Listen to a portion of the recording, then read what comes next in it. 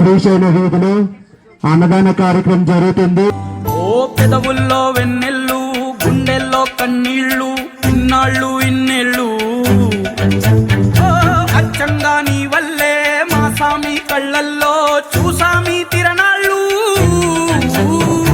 ఏ దైవం పంపాడో నువ్వొచ్చిన వెలుగుల్లో కురిసాయి ముంగిళ్ళు.